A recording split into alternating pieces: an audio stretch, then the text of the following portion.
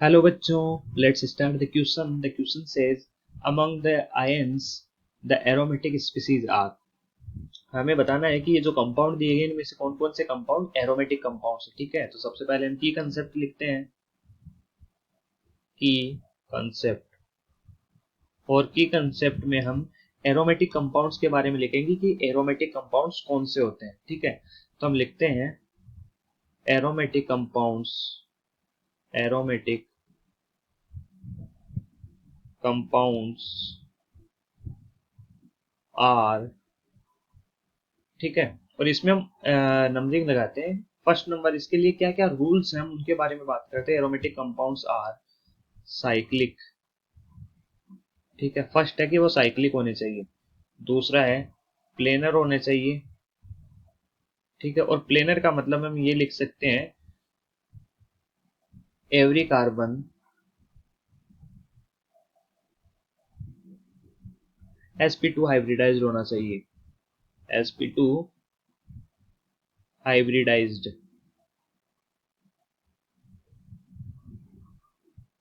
ठीक है, अब आगे थर्ड क्या लिखते हैं हम यहाँ पे. दो तो हमने लिख दिए हैं. थर्ड होता है delocalize. Cyclic delocalization of pi electron होता है. साइक्लिक डीलोकलाइजेशन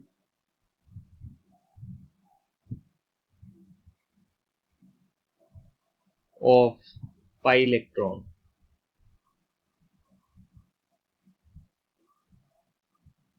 इसका मतलब कि इसमें जो पाई इलेक्ट्रॉन्स होते हैं उनका डीलोकलाइजेशन होता है. मतलब साइक्लिक डीलोकलाइजेशन होता है. वो साइक्लिक मतलब घूमते रहते हैं पूरे साइकिल के रूप में.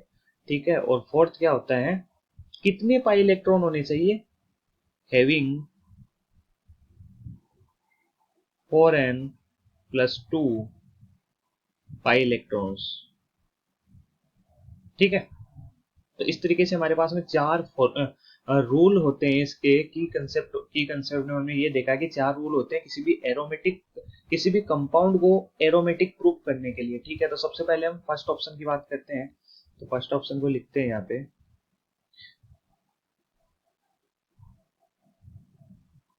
ठीक है, इसके बाद में यहाँ पे एक तो H लगा हुआ है और एक पॉजिटिव चार्ज है.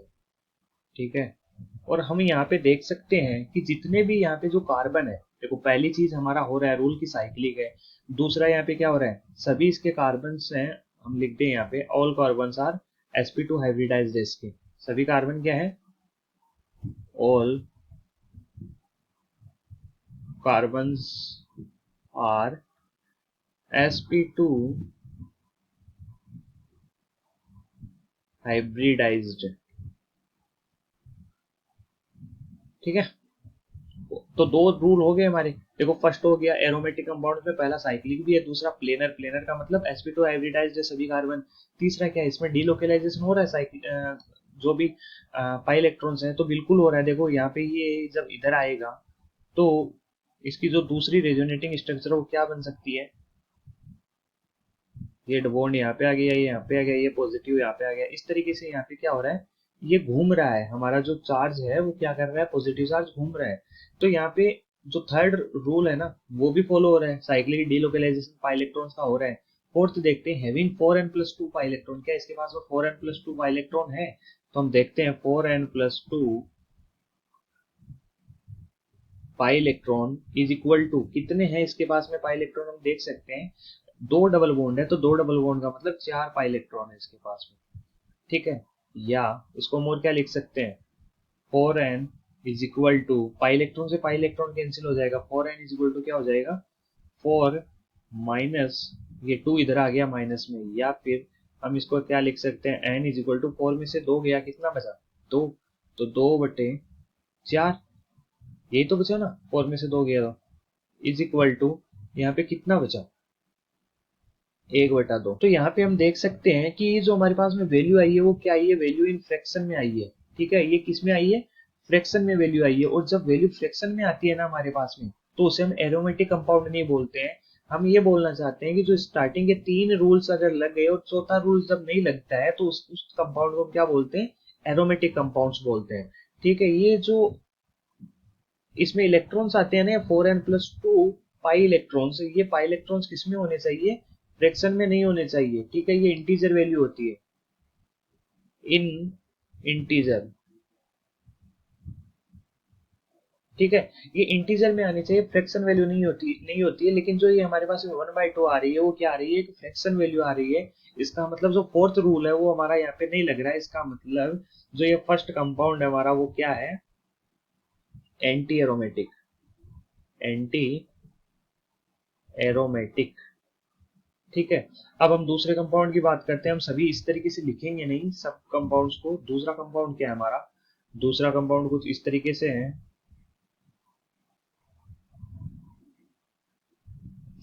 और यहाँ पे एक H है और यहाँ पे एक नेगेटिव चार्ज भी है। तो हम इसमें देख सकते हैं यहाँ पे कि यहाँ पे जो हाइब्रिडाइजेशन है सभी कार्बन का वो क्या है, sp2 हाइब्रिडाइज्ड है। हम यहाँ पे देख सकते हैं जो ये कार्बन है इसका भी क्या है, sp2 हाइब्रिडाइज्ड ही है इस कार्बन का। सॉरी, हम पास में लगा देते हैं थोड़ा। यहाँ पे जो ये कार्बन है, इस कार्बन का अगर हम हाइब्रिडाइजेशन देखें तो ये भी sp2 है, बिकॉज ये जो लोन पेयर है ना, ये नेगेटिव चार्ज, ये तो हाइब्रिडाइजेशन में नहीं यूज होगा। क्यों नहीं होगा, बिकॉज ये रेजोनेंस में पार्टिसिपेट कर रहा है, तो इसको हम हाइब्रिडाइजेशन में काउंट नहीं करेंगे। तो इसका हाइब्रिडाइजेशन क्या हो जाएगा, sp2। इसका मतलब जो इसमें पहला रूल क्या है हमारा, ये साइक्लिक कंपाउंड है। दूसरा क्या है, इसके सभी कार्बन है वो sp2 हाइब्रिडाइज्ड है, वो भी ठीक है। और तीसरा क्या हो रहा है, यहाँ पे भी क्या हो रहा है, देखो ये इस तरीके से यहाँ पे कॉन्जुगेशन में पार्टिसिपेट कर रहा है। इसका मतलब इसमें साइक्लिक कॉन्जुगेशन भी हो रहा है पाई इलेक्ट्रॉन्स का। और फोर की अगर हम बात करें, फोर्थ फोर्थ क्या था हमारा रूल, हक्कल रूल, जो 4n+2 है उसको हम देख लेते हैं यहाँ पे। तो फोर्थ रूल है, मतलब हम यहाँ पे लगा देते हैं। देखो यहाँ पे जो फर्स्ट रूल था हमारा, जो फर्स्ट रूल है वो क्या हो रहा है, फॉलो हो रहा है। सेकंड रूल भी क्या हो रहा है, फॉलो हो रहा है। थर्ड रूल जो हमारा था वो भी क्या हो रहा है, फॉलो हो रहा है। और फोर्थ रूल की हमारे अगर हम बात करें तो 4n+2 pi electron is equal to क्या होता है, 6 पाई इलेक्ट्रॉन घूम रहे हैं इसमें हमारे पास में, हमें पता है 6 पाई इलेक्ट्रॉन, ठीक है। या फिर इसको हम क्या लिख सकते हैं, 4n इज इक्वल टू 6 - 2 हो जाएगा। या फिर n इज इक्वल टू क्या हो जाएगा, 4/4 इज इक्वल टू 1। जो हमारे पास में क्या वैल्यू आई है, एक इंटीजर वैल्यू आई है। इसका मतलब जो फोर रूल है हमारा वो भी क्या हो गया, लग गया यहाँ पे। इसका मतलब ये जो हमारा सेकंड ऑप्शन था ये क्या है, एक एरोमेटिक कंपाउंड है। अब हम थर्ड की बात करते हैं। थर्ड क्या था हमारा, 1 2 4 6 7, ठीक है। हम थर्ड बनाते हैं यहाँ पे। थर्ड कुछ इस तरीके से कंपाउंड बना हुआ है हमारे पास में, ठीक है। और यहाँ पे एक H है, इस पे पॉजिटिव चार्ज है। एक डबल बॉन्ड यहाँ पे, एक यहाँ पे और एक यहाँ पे, ठीक है। इसमें भी जब हम देखते हैं, यही है ना हमारे पास में कंपाउंड, बिल्कुल यही है। तो इसका जब हम देखेंगे तो यहाँ पे भी हमें पता चलता है कि यहाँ पे जो फर्स्ट रूल हमारा क्या साइक्लिक है, तो ये भी साइक्लिक का फर्स्ट रूल लग रहा है। सेकंड रूल जब हम यहाँ पे लगाएंगे तो सभी कार्बन इसके क्या है, sp2 हाइब्रिडाइज्ड है। और ये कार्बन भी इसका क्या है, sp2 हाइब्रिडाइज्ड है, बिकॉज पॉजिटिव चार्ज को हाइब्रिडाइजेशन में काउंट नहीं करते हैं। तो दूसरा रूल भी लग रहा है यहाँ पे। जब थर्ड रूल की बात करते हैं यहाँ पे, तो थर्ड रूल भी क्या हो रहा है यहाँ पे, लग रहा है कि साइक्लिक डीलोकलाइजेशन हो रहा है यहाँ पे पाई इलेक्ट्रॉन्स का। देखो ये इधर जाएगा तो पॉजिटिव यहाँ पे आ जाएगा, इस तरीके से यहाँ पे आगे से आगे चलता जाएगा। जब हम फोर्थ रूल की बात करते हैं तो यहाँ पे भी हम देखते हैं कितने इलेक्ट्रॉन घूम रहे हैं। तो 4n+2 pi electron is equal to, हमें यहाँ पे लिखता है इक्वल के बाद में हमें क्या लिखना होता है कि कितने पाई इलेक्ट्रॉन घूम रहे हैं। तो हमें यहाँ पे पता है 3 डबल बॉन्ड घूम रहे हैं। पॉजिटिव चार्ज में तो इलेक्ट्रॉन होते नहीं है, तो डबल बॉन्ड, एक डबल बॉन्ड में 2 इलेक्ट्रॉन होते हैं, तो 3 डबल बॉन्ड में कितने हो गए, 6 पाई इलेक्ट्रॉन। या इसको हम क्या लिख सकते हैं, 4n इज इक्वल टू 6 - 2। या n इज इक्वल टू क्या लिख सकते हैं, 6 में से 2 गया 4, और इधर वाला अपॉन में आ जाएगा 4 इज इक्वल टू 1। इसका मतलब जो फोर्थ रूल है हमारा वो भी यहाँ पे लग रहा है। इसका मतलब जो थर्ड ऑप्शन है वो भी क्या है, एरोमेटिक है। अब हम फोर्थ की बात करते हैं। जब हम बात करेंगे तो फोर्थ कंपाउंड क्या है, सेम ही कंपाउंड है, बस नेगेटिव चार्ज आ गया। नेगेटिव चार्ज कैसे आया, ये कंपाउंड था हमारे पास में और ये इस तरीके से, और यहाँ पे एक H लगा हुआ है और यहाँ पे नेगेटिव चार्ज है। अब हम इसमें भी रूल्स देखते हैं, सभी रूल्स लग रहे हैं या नहीं लग रहे हैं। तो यहाँ पे देखते हैं, देखो ये कार्बन है ना, ये sp2 हाइब्रिडाइज्ड है, ध्यान रखना। बिकॉज यहाँ पे जो नेगेटिव चार्ज है वो कॉन्जुगेशन में पार्टिसिपेट कर रहा है या फिर रेजोनेंस में पार्टिसिपेट करता है। और जो नेगेटिव चार्ज रेजोनेंस में पार्टिसिपेट करता है उसको हम, बिकॉज यहाँ पे नेगेटिव चार्ज का मतलब क्या है, यहाँ पे एक लोन पेयर प्रेजेंट है।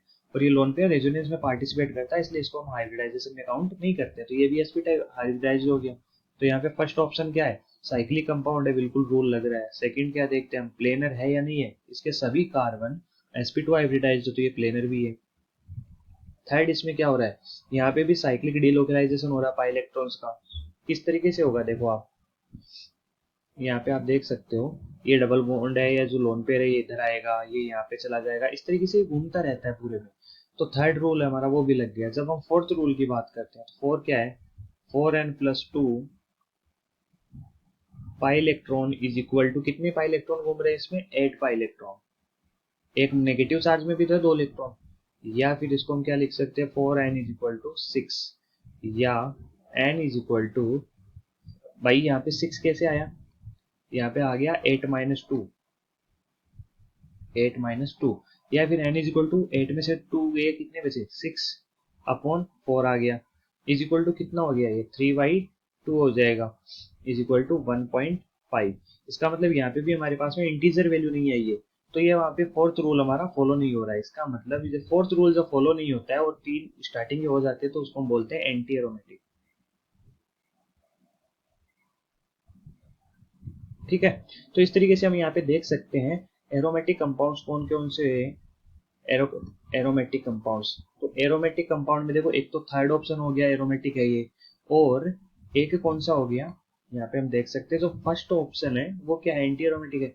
जो सेकंड ऑप्शन है वो क्या हो रहा है, यहाँ पे एरोमेटिक हो रहा है। इसका मतलब ऑप्शन फर्स्ट ए, ठीक है, and option C is the correct option. Okay, I hope you understand, thank you.